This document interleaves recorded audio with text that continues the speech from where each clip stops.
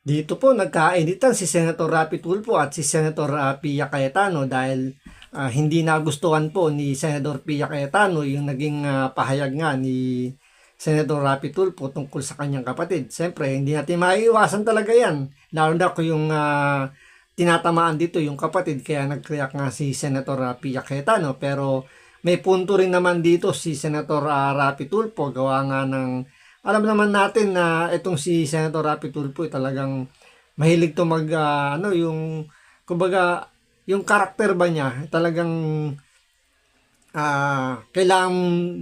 kailangan mapagbigyan lagi yung kagustuhan niya. Although may punto naman siya dahil nga nadidelay yung kanyang committee. Pero alam niyo yun, nasa loob sila ng Senado, dapat medyo maging professional sila. Magkakasama naman sila dyan, pero dahil nga sa politika parang nangyayari nagkakapersonalan na po. So dahil nga parang sinasamba na nila si Bongbong Marcos, parang yun yung ginagamit ngayon ni Senator Rapi Tulfo para alam niyo yun, na gamitin yung kanilang pagiging majority para makakuha nila kagad yung gusto nila. So ito, panoorin po natin itong naging sagutan po ni Senator Pia Cayetano at ni Senator Rapi Tulfo tungkol nga rito sa hindi nga pagpasok ni Senator Alan Peter Cayetano. So ito, panoorin po natin. Pero syempre, bago ang lahat, kung hindi ka pa nakasubscribe at nakapollow sa Makapili TV, baka naman pwedeng pakipindot po muna yung subscribe and follow button. At the same time, palike and share na rin po. Wala naman pong bayad dyan. Kaya, pindot na. So ito, panoorin po natin. Mr. President, point of order. Yes, Senator Rafi. What's the pleasure of Senator Rafi Tulfo? Mr. President, in the past few weeks, I have coordinated with the Office of the Majority Leader regarding the membership of the committees I hold as chairman. In fairness to the Majority Leader's office, they have extended all efforts to formalize the election of the members of the Committee on Public Services and Migrant Workers. What disturbs me is that it is the inaction of the minority floor leader to confirm these memberships that holds important LEDAC bills hostage, such as the Department of Water, crucial franchise bills, and the OFW reintegration bills. To my colleagues in the minority, maraming salamat po for your confirming your intent to join my committee. But to the minority leader, my good friend, Senator Alan Peter Cayetano, it is time that we cooperate so that we may get back to legislating. If you have time to go on FB Live, maybe you have time to confirm or give the go signal to your minority members. Kasi Mr. President, pabalik-balik na po yung staff ko sa office ni Senator Peter Alan Cayetano para kumuha raw ng go signal nang sa gayon yung kanyang mga members ay ma-elect na sa committee ko. And all of them were saying we're more than happy and willing to sign. Pero ayaw ni Senator Cayetano, Alan Cayetano. I don't know anong dahilan niya, bakit niya hino-hostage yung pagiging members ng kanyang mga kasamahan sa committee ko. Hino-hostage niya po yung mga LEDAC bills sa kanyang pagtanggi na bigyan ng go signal ang kanyang mga kasamahan sa minority para pumirma. Mr. President, sana makarating to kay Senator Alan Peter Cayetano. Kanina sana kausapin ko po siya, kaso wala po siya dito ngayon. Therefore, I have no choice para dalhin to sa floor. Maraming salamat, Mr. President. Senator Rafi, thank you for... So, yun ang punto ni Senator Rapi Tulfo dahil syempre nga naman, nakakainis nga naman kung ilang beses mo na pinapunta yung staff mo, tapos wala doon yung taong gusto mong makausap. Pero ang punto, o kaya ang tanong doon bakit kaya wala si Senator Alan Peter Cayetano?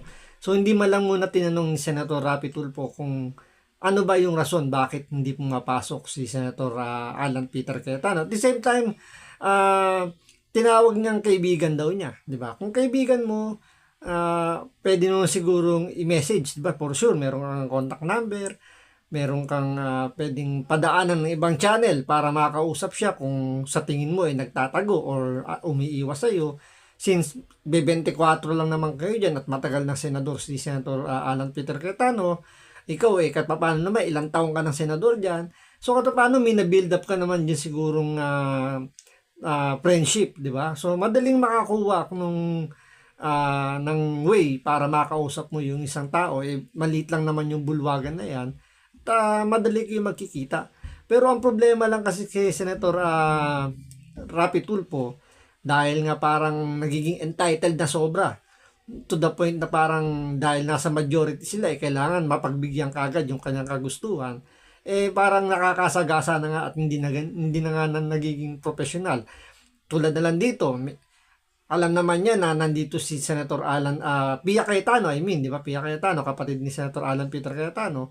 Pwede naman yan tanungin kung ano bang sitwasyon at bakit hindi pumapasok si Senator Alan Peter Cayetano. Kaya dito pumalag po si ate Pia Cayetano o ate, basta magkapatid to, di ko alam sino mas matanda sa kanila, pero siyempre dahil kapatid, pumalag dito sa sinasabi ni Senator Alan, Senator Rapi Tulfo. Ito, pakinggan po natin yung naging banat ni Senator Pia Cayetano.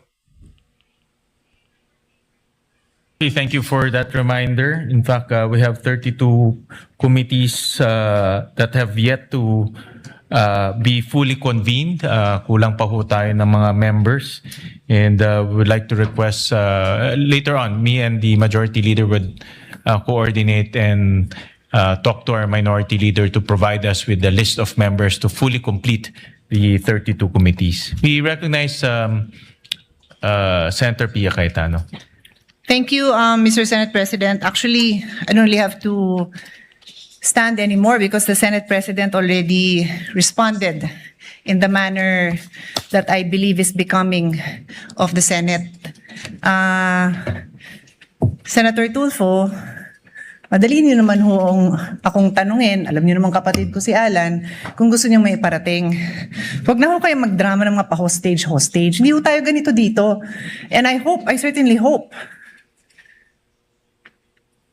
that you don't set a precedent kasi I don't know the Senate President to be that way. I don't know the Majority Floor Leader to be that way. He happens to be seated beside the former Senate President.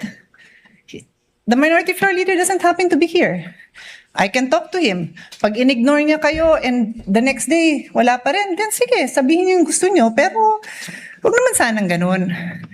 Wala ko akong naalalang ganun magsalita dito sa Senate for the 19 years that I've been a senator. Yun na naman po. Thank you, Mr. Senate President. What's the pleasure of Senator Rafi Tulfo? Sandali, Mr. President, ubusin ko muna yung tawa ko. Never po ako nagdrama dito. Simula nung ako'y maging senador, never ever po ako nagdrama rito. Halugugin niyo po yung mga post sa social media.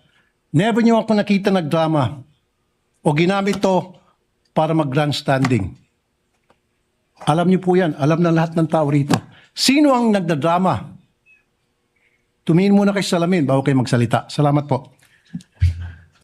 So yun po. So hindi na naiwasan, nagkasagutan na po yung dalawa, pero ang tanong nga dito tama ba yung inasal dito ni Senator Rapi Tulfo na parang lumalabas nagiging masyado siyang self-entitled na dahil na siya ay nasa majority. So paki-comment down below po kung talagang sumobra na po rito si Senator Rapi Tulfo o talagang masyado lang po siyang dedicated sa kanyang pagiging senator. So hanggang dito lang po muna. Maraming salamat po sa panonood. Ingat po kayo lagi.